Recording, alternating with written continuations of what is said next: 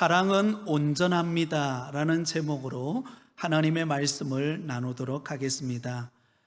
막스 피버라고 하는 사람이 쓴 소설 가운데 행복한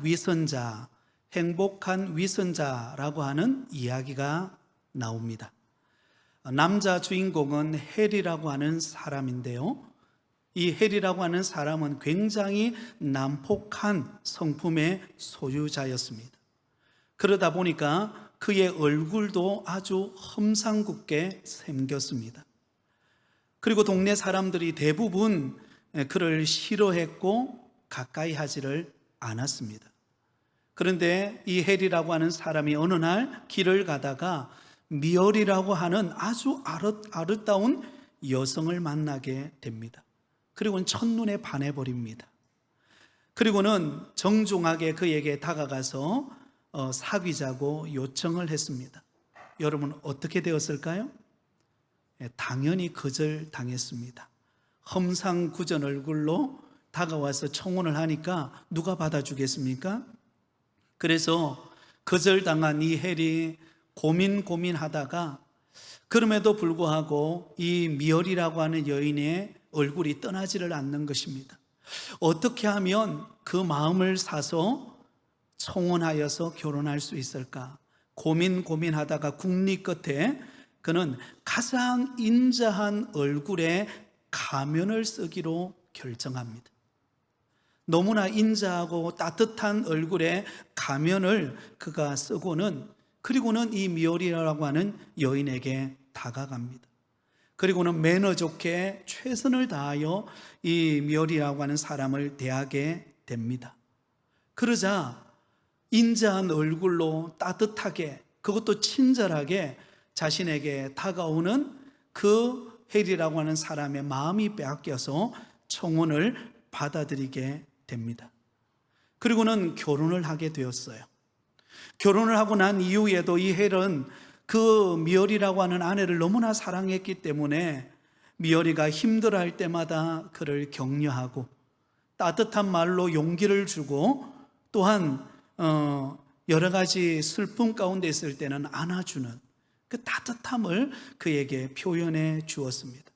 그러자 이 미얼이라고 하는 아내는 남편의 해를 통하여서 위로를 받고 행복한 신혼생활을 갖게 됩니다.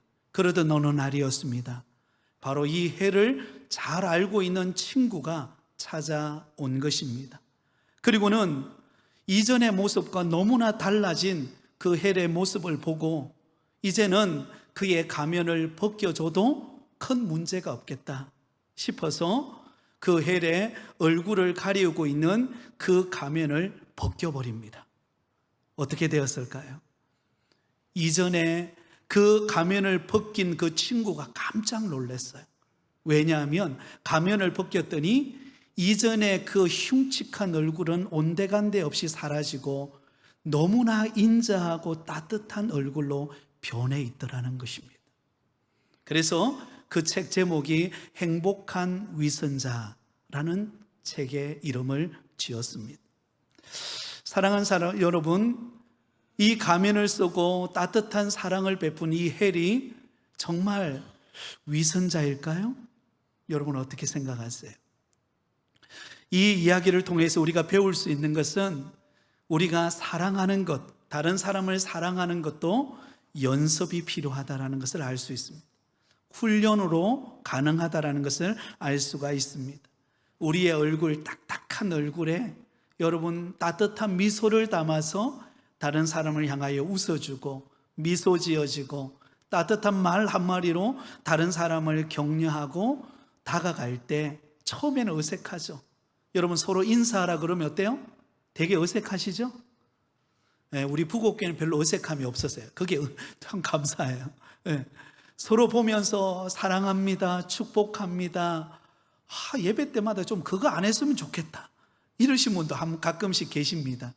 그러나 여러분 그 작은 한마디도 훈련이에요. 미소 지어주고 따뜻한 말 한마디, 그리고 사랑의 표현, 여러분 그것으로 인하여서 처음에는 어색하고 딱딱하지만 시간이 지나면 그 연습과 훈련을 통하여 정말로 따뜻한 사람으로, 사랑이 넘치는 사람으로 변해갈 줄 믿습니다. 자, 그런데 여러분, 바로 이 편지가 전해진 이 고린도 교회 성도들은 그런 따뜻한 사랑에는 별로 관심이 없었습니다. 고린도 교회 성도들의 가장 큰 관심은 무엇이었을까요? 어떤 은사를 받았느냐, 내가 어떤 탁월한 은사를 가지고 내가 섬기고 있는가, 여러분, 이게 관심이었습니다. 그래서 자신이 받은 그 은사를 자랑하고 뽐내면서 나는 저 집사님보다, 저 권사님보다 나는 훨씬 더 뛰어난 은사를 받았어, 그래서 나는 대단한 사람이야, 여러분, 이렇게 생각하면서 믿음 생활을 했다는 것입니다. 사랑에 초점을 맞춘 신앙생활이 아니라 은사에 초점을 맞춘 신앙생활의 모습을 보여주었습니다. 그래서 사도 바울은 이 고린도전서 13장을 통하여서 그런 은사에 초점을 맞추고 우리가 자기를 뽐내는 삶이 아니라 진정으로 사랑이 무엇인지, 그리고 가장 귀한 은사가 사랑임을 우리에게 가르쳐 주고 있습니다. 자, 오늘 우리가 읽은 본문의 말씀을 통하여서 사랑은 온전합니다 라는 이야기를 나누고자 합니다. 한번 따라하겠습니다. 사랑은 온전합니다. 자, 여러분, 사랑은 온전한데요, 가장 먼저 우리가 알아야 할 것은 첫 번째로 은사는 부분적이라는 사실을 기억하면 좋겠습니다. 은사는 무엇이라고요? 부분적이다. 은사는 온전하지 않습니다. 은사는 부분적입니다.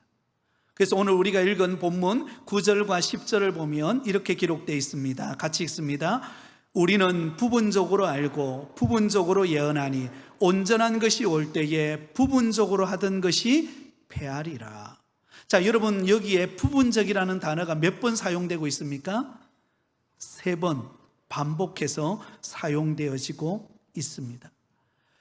고린도 교회 성도들이 그렇게 자랑하고 뽐내었던 은사, 그 은사는 온전하지 않고요, 영원하지 않고요, 어떤 것이다고요?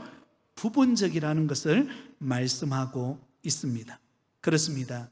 여러분, 은사는 결코 온전하거나 결코 절대적이지 않습니다. 은사는 부분적인 것입니다. 그래서 여러분, 고린도전서 8장 2절에 보면 이렇게 기록되어 있습니다. 고린도전서 8장 2절입니다. 같이 읽습니다. 만일 누구든지 무엇을 아는 줄로 생각하면 아직도 마땅히 알 것을 알지 못하는 것이요. 여러분, 우리가 믿음 생활하면서 나는 그래도 신앙생활을 20년, 30년, 아니 그 이상 교회 생활을 해왔기 때문에 나는 그래도 신앙생활은 나는 다 알고 있어. 그런데 여러분, 실제로 다 아는 게 아니라는 거예요. 부분적으로 아는 것에 지나지 않는다는 것입니다. 그래서 이런 말이 있습니다. 목회자가 될 때에 처음에 전도사님이 되었을 때는 그렇게 다 아는 것처럼 생각한대요. 전도사님이 되어서 이제 처음에 성경을 알고 신학을 배우고 그러다 보면은요, 정말 내가 앞으로 막 큰 목회를 할 것 같고, 그리고 내가 알고 있는 지식이 정말 대단한 것 같고 그렇게 생각한다는 거예요. 그러다가 신학교를 졸업하고 이제 전임 전도사님이 되고 강도사님이 되면 그게 아니라는 걸 좀 더 알게 된대요. 그러다가 나중에 부목사님이 되고 담임 목사님이 딱 되고 나면 많이 알 것 같은데, 담임 목사가 돼서 목회를 하면 할수록 자신의 부족함을 알게 되고 기도 없이는 안 되고 하나님의 은혜 없이는 안 된다라는 것을 깨닫게 됩니다. 저도 그렇습니다. 저도 담임 목사가 되어서 섬기다 보니까는요, 그는 인간의 지식과 어떤 생각을 가지고 목회하는 게 아니더라고요. 철저히 하나님의 은혜가 필요하고 또한 도우심이 필요하고, 그러기에 더 무릎 꿇어 기도할 수밖에 없고 하나님의 은혜가 필요한 것이 목회인 줄 믿습니다. 이것은 신앙생활하는 모든 성도들에게 다 해당되는 것입니다. 여러분, 우리가 30년 신앙생활을 해도요, 가만히 되돌아보면 부족함 투성입니다. 많이 아는 것 같고 내가 어느 정도 그래도 성숙된 것 같은데 가만히 되돌아보면 아는 것이 부족하고 연약한 나 자신을 발견하게 되는 것입니다. 그래서 오늘 본문 9절과 10절에 우리는 부분적으로 알고 부분적으로 예언하니 온전한 것이 올 때에 부분적으로 하던 것이 패하리라. 여러분, 우리는 부분적으로 아는 것입니다. 설교도 마찬가지입니다. 여러분, 여기서 예언도 부분적이라 그랬는데요, 이 예언도 오늘날 개념으로 본다면 설교의 개념이 강합니다.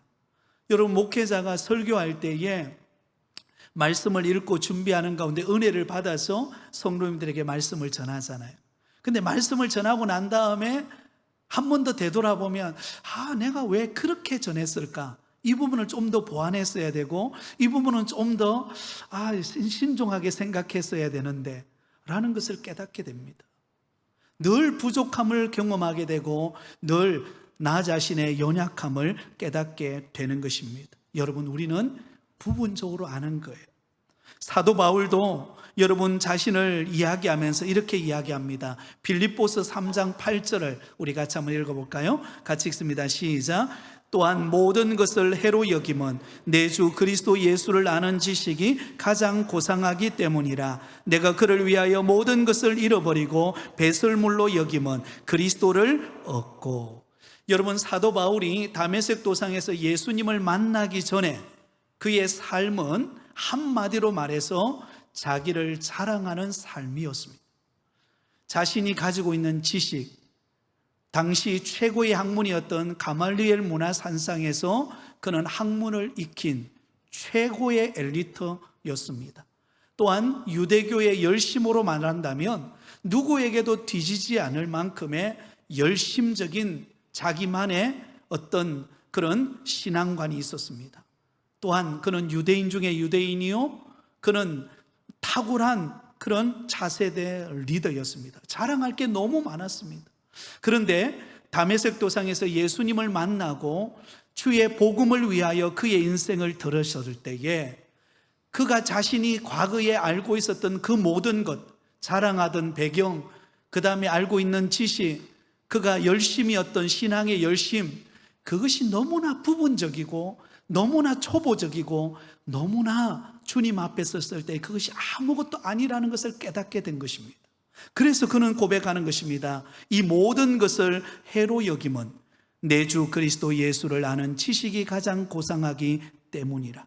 내가 그를 위하여 모든 것을 잃어버리고 배설물로 여김은, 내가 과거에 자랑했던 부분적으로 알고 있던 그 자랑거리들, 그것을 나의 인생관으로 삼고 살아가던 그 모든 것을 다 배설물로 여기고 이제는 내 주 예수 그리스도를 아는 지식이 가장 고상함인 줄 알고 그것을 아는 일을 위하여 내가 믿음으로 살아간다. 그렇게 고백하고 있습니다. 빌립보서 3장 12절에는 이렇게 고백합니다. 한 걸음 더 나아가서 우리 같이 읽습니다. 시작. 내가 이미 얻었담도 아니요 온전히 이루었담도 아니라 오직 내가 그리스도 예수께 잡힌 바 된 그것을 잡으려고 달려가노라. 할렐루야. 여러분, 사도 바울이 고백하고 있는 이 빌립보 서신을 기록해서 빌립보 교회에 보낼 때만 하더라도요, 사도 바울은 대단한 사람이었습니다. 그는 1차, 2차, 3차 전도 여행을 통해서 그가 가는 곳곳마다 교회가 세워졌습니다. 그리고 많은 영혼들이 예수 믿고 주께로 돌아오는 변화의 기적을 경험했던 주인공이 사도 바울이었습니다. 그러므로 이쯤 되면은 여러분 자신의 업적과 자신이 행하였던 그런 놀라운 사역의 열매들을 자랑하면서 그의 노후를 준비해야 될 때 아닙니까? 그런데 사도 바울은 뭐라고 고백합니까? 내가 이미 얻었담도 아니요 온전히 이루었담도 아니라. 자신을 돌아보니까요, 자신이 이루는 그 모든 것이 너무나 부분적이고 너무나 부족하고 너무나 아무것도 아니었다는 것입니다. 그래서 나는 지금도 비록 지금 로마 감옥에 감금되어 있는 그런 상황이지만 지금도 그리스도께 붙잡힌 바 되어서 달려가노라. 마치 마라톤 선수가 여러분 목적지를 향하여서 포기하지 않고 달려가듯이 사도 바울이 달려가는 믿음의 신앙생활을 한다라고 말하고 있습니다. 사랑하는 성도 여러분, 우리가 지금까지 달려온 것은 너무나 귀한 것이고 또 아름다운 열매도 맺으셨을 것입니다. 그러나 우리가 알고 달려온 것은 지극히 부분적이라는 사실을 잊지 않기를 바랍니다. 우리가 알고 있는 것, 우리가 경험한 것, 우리가 또한 날마다 살아가면서 겪는 것, 그것은 부분적인 것입니다. 왜일까요? 왜 우리는 부분적으로밖에 알 수 없을까요? 두 가지 이유 때문입니다. 하나는 인간의 한계성 때문에 그렇습니다. 여러분, 우리는 유한한 존재입니다. 하나님은 무한하고 영원하신 분이시지만 우리 인간은 유한한 존재입니다. 그러므로 유한한 존재인 우리가 무한하신 하나님의 그 진리와 은혜와 그 깊이와 넓이를 어떻게 다 알 수 있겠습니까? 우리가 알 수 있는 것은 부분적으로밖에 알 수가 없는 것입니다. 그래서 사도 바울은 그 깊으신 하나님의 은혜가 청량할 수 없는 그 하나님의 은혜에 대하여서 이렇게 고백하고 있습니다. 로마서 11장 33절입니다. 우리 같이 읽습니다. 깊도다 하나님의 지혜와 지식의 풍성함이요 그의 판단은 헤아리지 못할 것이며 그의 길은 찾지 못할 것이로다. 아멘. 하나님의 은혜를 깨달으면 깨달을수록 그 하나님의 지혜와 지식의 풍성함은 너무나 깊은 거예요. 너무나 넓은 것입니다. 사도 바울 정도 되면은요, 이제는 그런 고백하지 않아도 되잖아요. 내가 하나님을 경험해 보니까 이제 알 것 같다. 나는 이제 다 됐다. 내가 할 것 다 했다. 여러분, 충분히 그렇게 말한다고 해서 누가 부인할 수 있겠습니까? 그러나 사도 바울은 하나님의 은혜와 지혜를 깨달으면 깨달을수록 나는 아무것도 아니고 내가 아는 것은 정말로 작은 그 부분적으로 아는 것에 지나지 않는 존재라는 사실을 깨닫게 된 것입니다. 여러분들은 산에 오르는 것을 좋아하시나요? 네. 아마 우리 성도님들 가운데 산에 산책하고 등산하는 것을 좋아하시는 분이 계실 것입니다. 그런데 여러분, 등산을 해서 맨 위에 꼭대기 정상에 다 올라갔을 때 여러분들은 무엇을 깨닫습니까? 정상에 올라가서 그 펼쳐져 있는 자연을 바라보면서, 그리고 저 밑에 보이는 그 걸어다니고 차가 이동하는 것을 보면서 우리는 무엇을 발견합니까? 참 우리 인간이라는 존재가 너무나 미약하구나, 작은 존재이구나. 여러분, 그런 거 깨닫지 않습니까? 저희 시골에 가면, 시골의 뒷산에 가면 소랑산이라고 하는 산이 있습니다.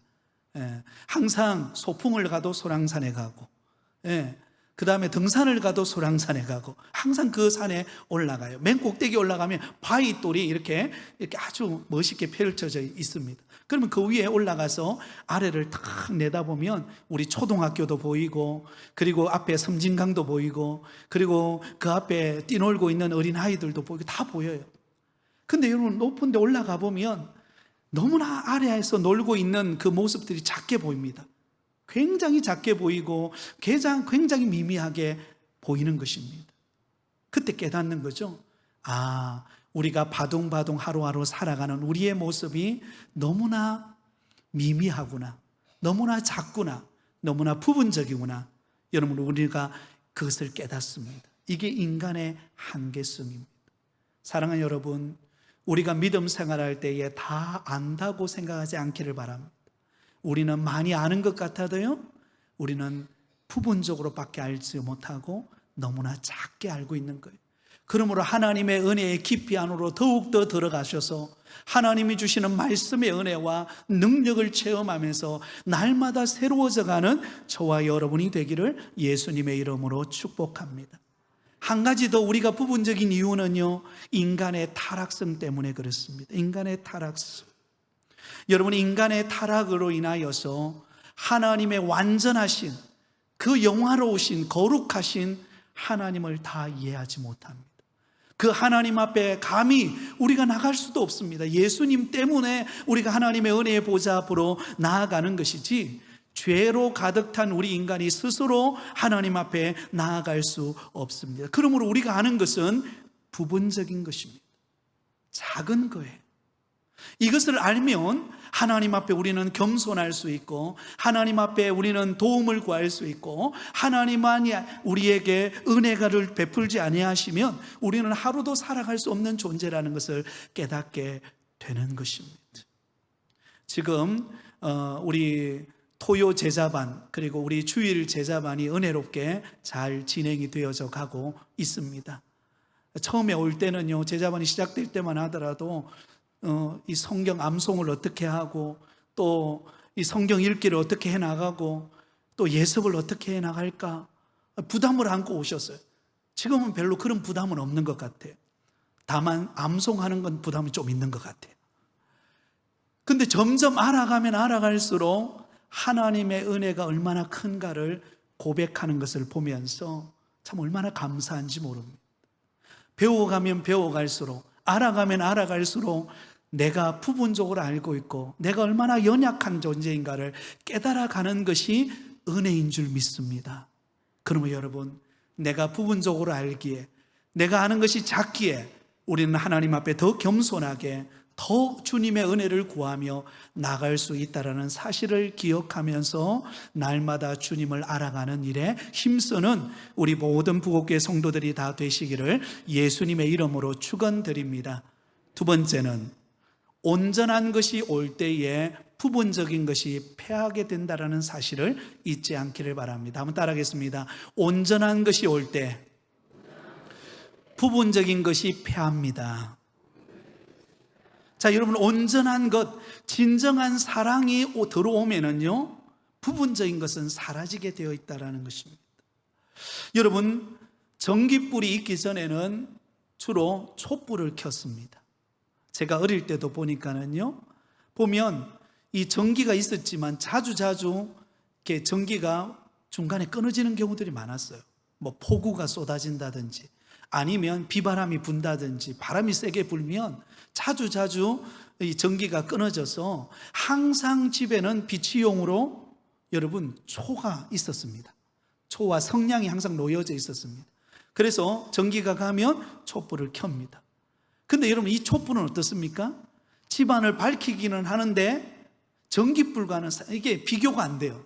전기불은 불이 탁 켜지면 집안 전체를 밝게 하지만 초는 밝기는 밝은데 희미하게 밝은 거예요. 그래서 여러분, 공부하다가도 전기가 나가면 공부 안 하는 핑계를 대고 그리고는 잠들었던 적이 가끔 있었는데요. 여러분, 그런데 전기가 들어오면 어떻습니까? 이 촛불은 더 이상 필요가 없어요. 그럼 그때는 그 밝은 환경 속에서 우리가 책도 보고 또 함께 대화도 나눌 수가 있는 것입니다. 온전한 것이 들어오면 부분적인 것이 사라지게 되는 것입니다. 그러면 여러분, 우리는 온전한 것을 붙들고 부분적인 것에 여러분 우리 마음을 빼앗기지 않기를 바랍니다. 조금 전에 그랬습니다. 부분적인 것, 은사는 부분적이라 그랬습니다. 여러분, 하나님이 우리에게는 각자에게 은사를 부어주셨습니다. 어떤 분에게는 가르침의 은사, 어떤 분에게는 섬김의 은사, 어떤 분에게는 여러분 위로하는 은사, 어떤 분에게는 방언의 은사, 각 종류별로 은사를 각 사람에게 하나님께서 나누어 주셨습니다. 그런데 여러분, 그것은 부분적이에요. 하나님께서 이 땅에서 나로 하여금 주의 몸된 교회를 섬기라고 하시는 그 때까지 우리는 그 일을 감당하는 것입니다. 그런데 뭐가 올 때에, 온전한 것이 올 때에는 여러분, 이 부분적이었던 것들이 사라지게 됩니다. 부분적이었던 것들이 사라져요. 그러면 여러분, 온전한 것이 올 때는 언제를 말합니까? 우리 인생의 마무리가 될 때에, 개인적으로 인생의 정리할 때, 혹은 종말이 올 때 다 포함하고 있습니다. 여러분, 주님 앞에 서는 그날에는 우리는 이 땅에서 우리가 주를 섬길 때 쓰였던, 부분적으로 쓰였던 그 은사는요, 그것으로 끝이 납니다. 예를 들면 제가 목회자이지만 이 땅에서 제게 주어져 있는 목회 연한까지는 우리 성도님들에게 말씀을 전하는 설교자로서의 역할을 감당하고 신방을 하고 기도하고 섬기게 됩니다. 근데 여러분, 천국에 가서 제가 신방하고 말씀을 전하고 또한 성도를 돌아볼까요, 안 돌아볼까요? 그때는 또 그렇게 하지 않아요. 왜? 부분적인 것은 폐하기 때문에. 천국에서는 온전한 것이만이 있기 때문에 여러분 더 이상 설교하지 않습니다. 마찬가지로 우리가 가지고 있는 은사는 그런 것입니다. 하나님께서 내게 주신 직분을 감당하는 때가 있잖아요. 그 직분이 주어진 때에 여러분 최선을 다하여 몸된 교회를 섬기시기 바랍니다. 그것은 하나님이 나로 하여금 그 일을 감당하라고 주신 때예요. 근데 그 때가 지나고 나면 내가 하고 싶어도 할 수가 없는 이 때가 오는 것입니다. 오는 것입니다. 여러분. 그래서 우리는 온전한 것이 올 때는 부분적인 것이 패하게 된다는 사실을 우리는 결코 잊지 말고, 여러분, 우리에게 주어진 은사를 가지고 나를 자랑하고 뽐내는 데 사용하는 것이 아니라 하나님의 몸된 교회를 세워가는 일에 그 일을 최선을 다하여 감당하실 수 있기를 바랍니다. 그러면 때가 되면 여러분 우리의 모든 은사를 섬기던 것을 내려놓고 이제는 영원히 주님과 함께 사는 그때가 온다라는 것입니다. 그래서 누가 그런 말을 했습니다. 우리가 이 땅을 살아갈 때는 녹슨 인생으로 살지 말고 달아지는 인생으로 살자. 한번 따라하겠습니다. 녹슨 인생으로 살지 말고 달아지는 인생으로 살자. 여러분, 녹슨 인생은 무엇입니까? 사용되지 않는 거예요. 사용되지 않아서 그게 시간이 지나면 녹이 썰어버리는 것입니다. 여러분, 녹이 썬 것을 가지고 기구를 사용하지 않습니다. 자기가 늘 사용하듯 달아져 있지만 그러나 잘 사용할 수 있는 그런 것을 사용하는 것입니다.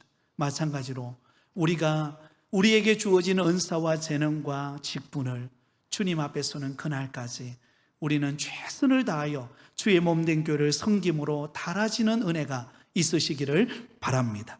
자, 마지막 세 번째는요, 사랑은 온전한 것임을 알아야 합니다. 한번 따라하겠습니다. 사랑은 온전한 것입니다. 여러분, 은사는 부분적이고 때가 되면 패하여 사라지지만 사랑은 온전하여 영원합니다. 여러분, 우리가 천국에 갔을 때에 영원히 변함없이 함께 가는 게 무엇일까요? 사랑입니다. 자, 사랑은 온전한데요, 두 가지 측면에서 사랑은 온전합니다. 하나는 사랑은 시간적인 면에서 온전합니다. 시간적인 면에서 온전해요. 다시 말하면 사랑은 영원히 사라지지 않는다는 것입니다. 이 땅에서 우리가 가지고 있는 은사는 우리가 이 땅의 생애가 끝나는 날에 그 모든 것은 폐하여지고 사라지게 될 것입니다. 그러나 사랑은 우리가 들어가는 그 천국에서도 영원히 존재하는 것, 그것은 바로 사랑입니다. 천국에서 빛나는 사랑을 안에서 우리는 거하고 주님과 교제하고 성도들과 교제하고 사랑을 나누면서 영원히 살게 되어질 줄 믿습니다. 그런 의미에서 사랑은 온전합니다. 또 하나, 사랑은 공간적인 면에서 온전합니다. 여러분, 사랑이 존재하지 않는 영역은 아무것도 없습니다. 우리의 삶의 모든 영역에 꼭 있어야 될 것, 그것이 무엇입니까? 사랑이에요. 사랑입니다. 가정 안에서도 어렵고 힘들고 고난이 있어도 그 가정 안에 사랑이 있으면 그 어려움과 고난을 함께 손 붙잡고 이겨낼 수 있습니다. 교회 안에 성도들 간에 사랑이 있으면 어떤 위기도 이겨내고 그리스도 안에서 하나 되는 은혜로운 공동체로 세워나갈 수가 있습니다.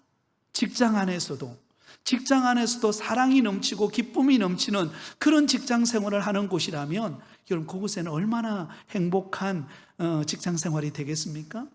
그러므로 어느 곳에서든지 존재하는 것, 다른 것은 좀 부족해도 그곳에 뭐가 있으면은요, 사랑이 있으면 그곳에 행복이 있고 기쁨이 있고 미소가 있고 은혜가 넘치게 됩니다. 근데 여러분, 이 사랑은 이 땅의 공간에서만 존재하는 것이 아니라 우리가 장차 들어가는 영원한 하나님의 나라, 그 공간 속에서도 영원히 변함없이 지속되어지는 것은 사랑입니다. 그러므로 우리는 부분적으로 알고 그리고 때가 되어서 폐하여지는 그 부분적인 은사를 자랑하는 자가 아니라 영원히 변하지 않고 영원히 우리와 함께 있을 사랑을 붙들고 사랑을 실천하며 사랑을 연습하며 사랑으로 섬기는 저와 여러분이 되기를 바랍니다. 왜냐하면 사랑은 온전하기 때문입니다.